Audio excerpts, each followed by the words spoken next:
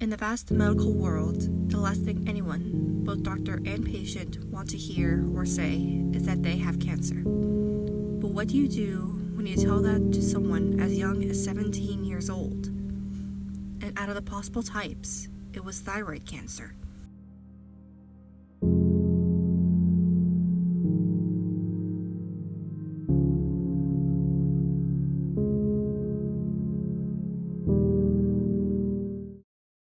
Thyroid cancer is a type of cancer that takes place in the thyroid gland, located in the front of a person's neck. A tumor can develop in either the two lobes of the gland or two surrounding lymph nodes before spreading to other parts of the body. Like most other types of cancer, thyroid cancer happens when the cells within the thyroid that we call follicular cells sort of grow in an irregular and very rapid pace.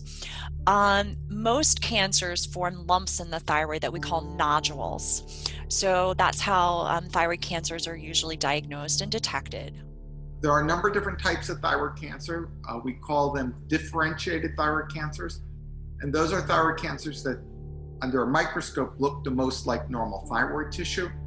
The two we see in that group are the papillary thyroid cancer and a follicular thyroid cancer. They're different in the way they appear under a microscope to a pathologist. Those two tend to be slower growing and tend to spread less to other parts of the body. Medullary thyroid cancer comes from a different cell in the thyroid gland. Medullary thyroid cancers tend to occur in people who have multiple endocrine neoplasia, which is a disease where multiple endocrine glands are impacted. Medullary thyroid cancer tends to be more aggressive and has a greater propensity for spreading. And then finally, there's anaplastic thyroid cancer. This is a very, very undifferentiated thyroid cancer, meaning the cancer cells really don't look like the tissue they started from. It is very aggressive. It tends to grow into the windpipe. It will grow into the great vessels in the lower neck and chest, meaning the carotid artery, the aortic arch. It will grow into the esophagus, and it is usually terminal within a year or two of diagnosis. I had papillary thyroid cancer, and it was, as I might have told you, I was 16 years old when I was diagnosed, and it had completely taken over the right lobe of the thyroid, and it had moved across into the left lobe.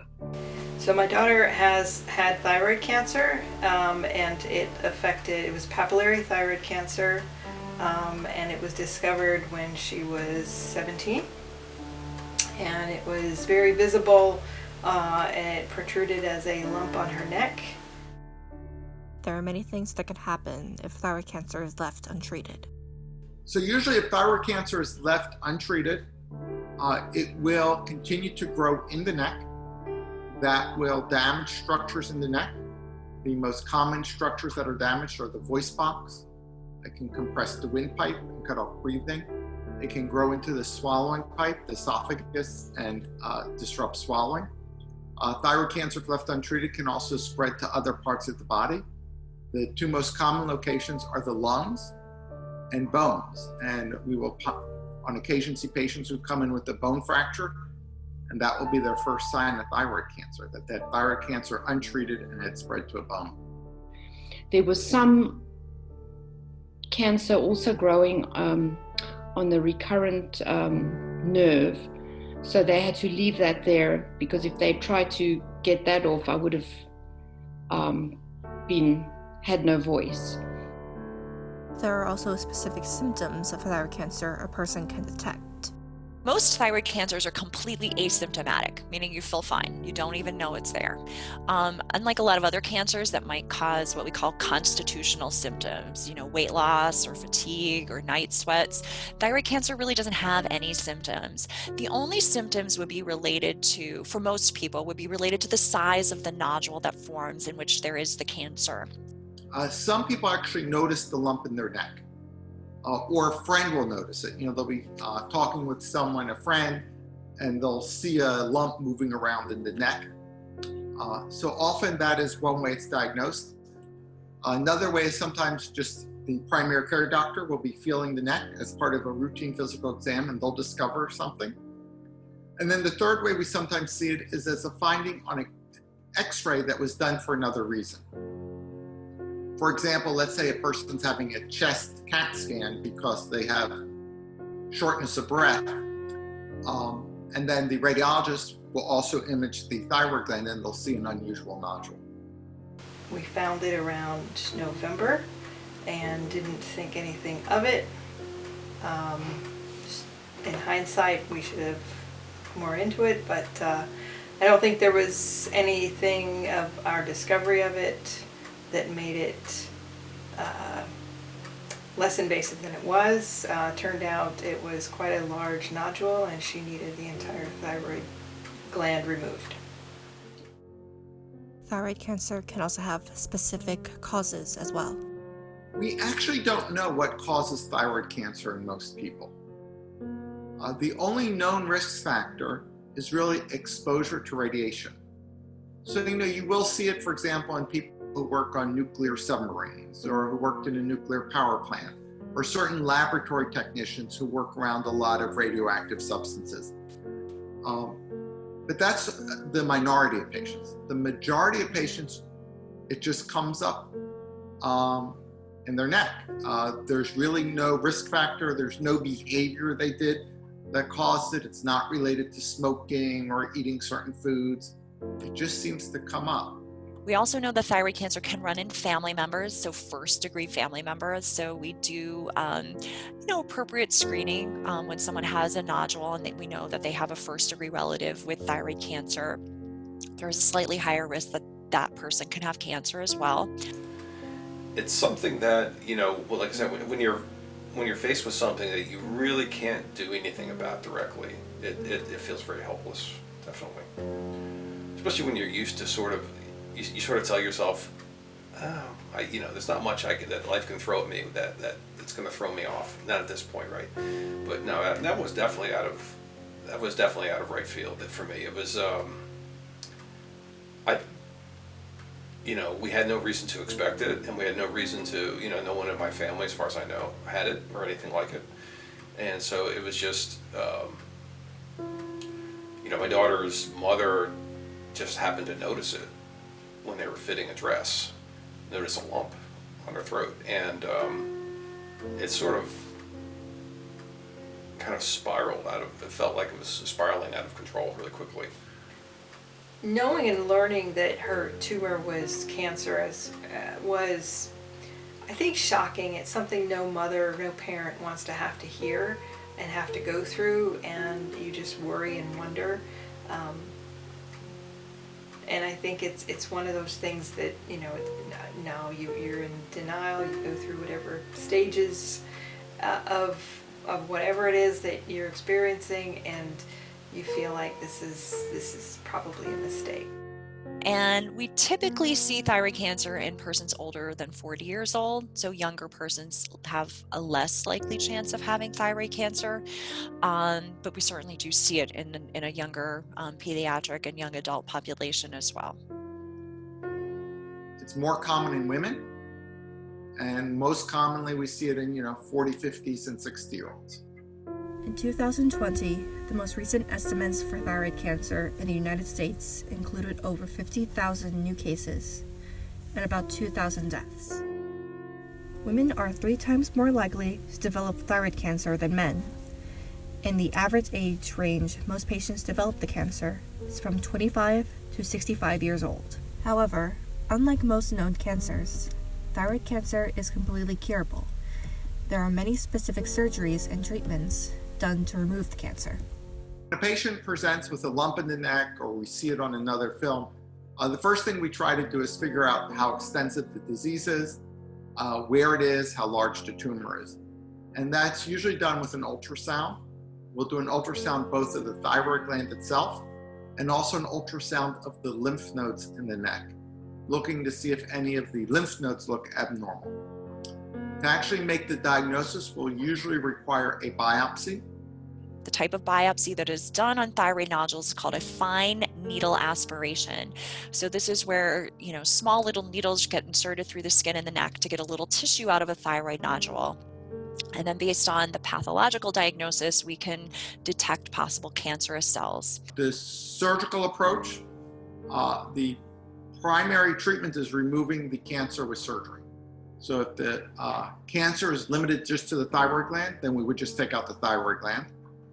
If the cancer has spread to lymph nodes, then we would remove both the thyroid gland and the lymph nodes in that area of the neck where it's spread to. How extensive the surgery is really depends on where the lymph nodes have spread. For those individuals who do remove the entire thyroid gland, when we find that the tumor is very large, or it might have certain features to it from a pathological standpoint that makes it seem a little more aggressive, or we know that it's spread outside of the thyroid to the lymph nodes, then we usually do offer an additional type of therapy called radioiodine ablation. If someone is going to have radioactive iodine, then they cannot have any iodine for a period of time before the radioactive iodine. So the theory is that we would like to essentially starve any residual thyroid tissue or thyroid cancer from iodine, so that when we give the radioactive iodine, it really wants to take up that radioactive iodine. Being on a low iodine diet is very boring, because it means you have to do all your own cooking. You can't go out to restaurants, you can't have processed foods. Once you're recovered, though, there's no dietary restrictions. And there should be no physical restrictions. You can essentially live your normal life. The worst part was the radioactive iodine when I had that. And as I said, that was about a month later. And that was really hard because I was actually hospitalized to have that. Nowadays you get the radioactive iodine and you go home and you isolate and you keep away from people. But back then, I was in a little room and there was no bathroom. The nurses, so I was, I think, in there for about 5 days. It just seemed like forever. And at that time in South Africa, TV was just starting. The South Africa just had got television, so the hospitals obviously didn't have TV in the rooms like they do now. It's not like a hotel room like like the hospitals are now. It was bare bones. It was a bed, no bathroom. I mean, they brought me, a pan and all that stuff. And I just remember that, of course, I was radioactive, and the nurses would come in, spend as little time as possible with me, and leave, and I felt like a leper because, nobody could spend time with me. And then everything, like I brought in radio and books and stuff like that, and of course, when I took that home, all that was radioactive, but I don't remember what I did, what we did with that at the time. But I just remember feeling extremely lonely and outcast. And my parents had to stand, when they did visit me, they had to stand in the doorway for 5 minutes, and they were fairly strict about it. And so it was extremely lonely, and just, The next steps after treatment are also distinct and important. So you have to have your thyroid in order to produce thyroid hormone. So, and it's essential to have thyroid hormone in the body for normal function. That's what the gland does. This hormone affects a person's metabolism, among other, it helps the rest of the body function normally. So when the thyroid gland is surgically removed, someone needs to take thyroid hormone replacement medicine immediately after surgery. And synthetic thyroid hormone in the form of something called levothyroxine or Synthroid is what's strongly recommended by the American Thyroid Association and among almost all practicing endocrinologists for the replacement of thyroid hormone. So immediately after surgery, our patients go on different forms of levothyroxine or Synthroid. And they will take this lifelong. So it requires frequent follow-up in the months after surgery to make sure that that individual is treated appropriately with the right amount of thyroid hormone replacement. Sometimes dose adjustments are needed over time, but this is a lifelong treatment that someone is required to take. And in addition to being on thyroid hormone replacement, sort of the more long-term diagnostic treatment plan that's followed. So a person gets routine neck ultrasounds about every 6 months for the first year or two, and then about once a year thereafter. The purpose of the neck ultrasound is again to evaluate whether there's regrowth of any thyroid tissue in the area where the thyroid used to be. We call that the thyroidectomy bed. We also look for any abnormal lymph nodes in the neck where possible cancer could regrow. So neck ultrasounds are done routinely.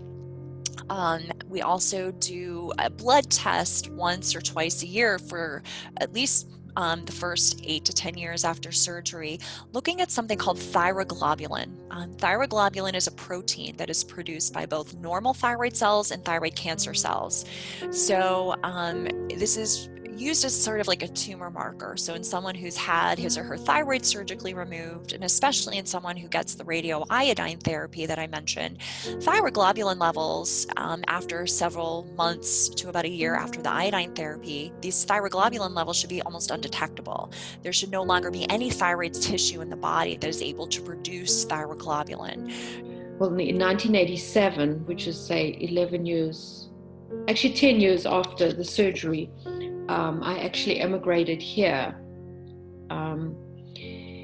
And I made the mistake of going to see an oncologist and rather than an endocrinologist. And for many years, I followed, I guess they did some kind of blood work, but I never, even with the oncologist, I never had an ultrasound or anything like that. And then eventually I went to a new primary care doctor, and he said, oh yeah, there's this new test that I want you to have, a new blood test. It's called thyroglobulin. And so I had the thyroglobulin, and of course mine was abnormal. In recent years, the amount of thyroid cancer cases has rapidly increased, with it becoming one of the most increasing cancers in the U.S. Thus, with more cases being discovered, more patients and their families are able to tell their story. Well, this is probably going to come as a shock to you, but my parents actually didn't tell me I had thyroid cancer.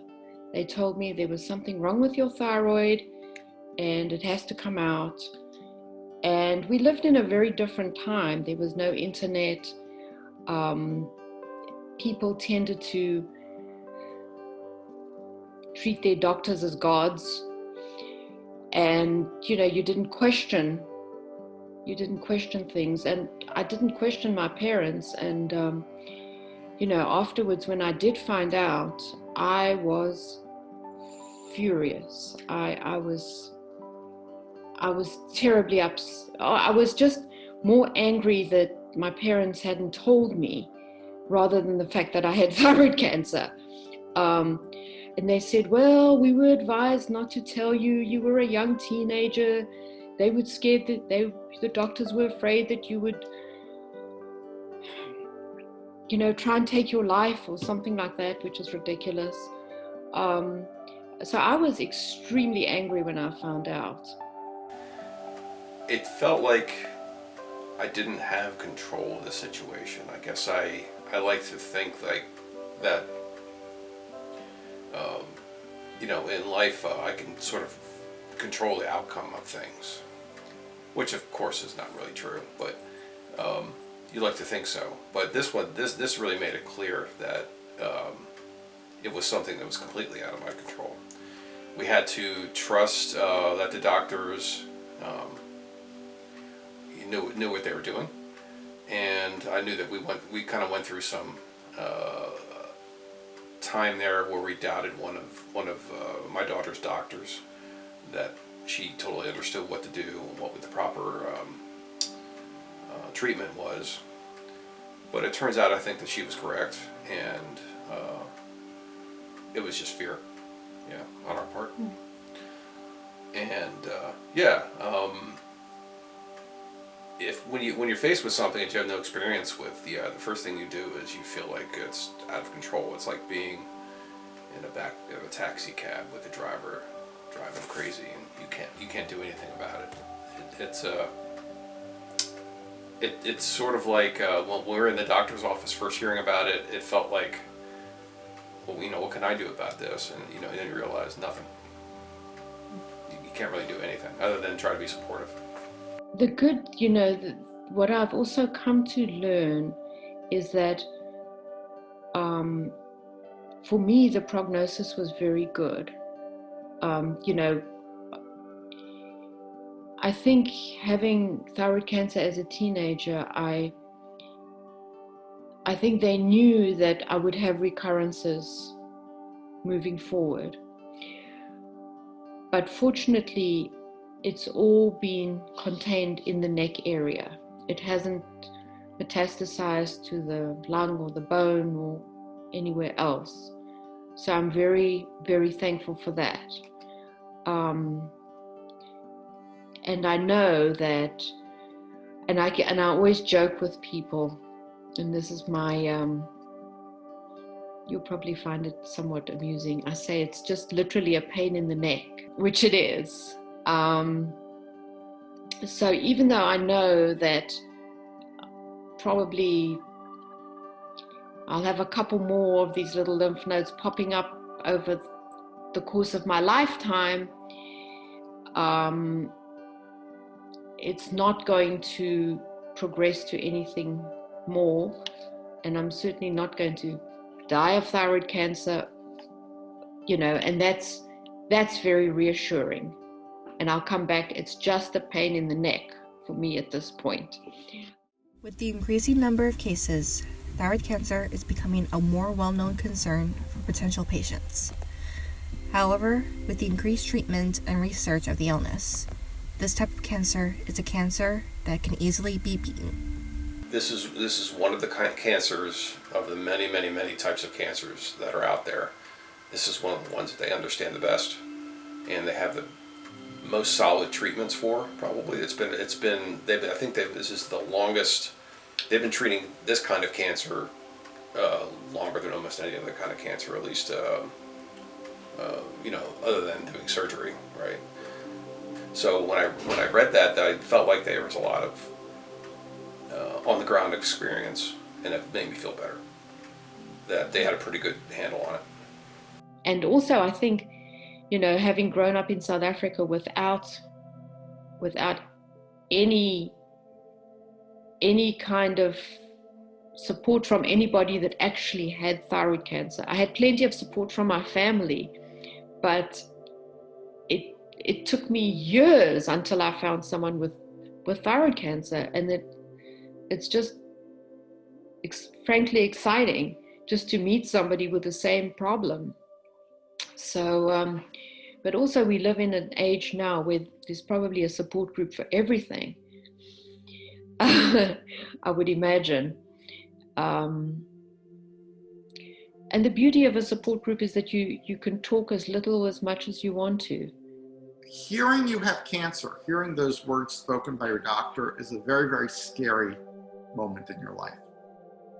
And what I'd ask those people to keep in mind, those patients keep in mind, is that they're going to be okay. It can be a tough year, tough 6 months, tough year through treatment. That most people are okay. Cancer is cancer, and but we strive to do our best to make sure that we get our patients on the right path to keep them in remission and keep them cured indefinitely. Any parent who has to go through this has, my heartfelt wishes for a speedy recovery. be strong for your child. Be strong for your child, your parent, your loved one, whoever has to go through this. It's not easy.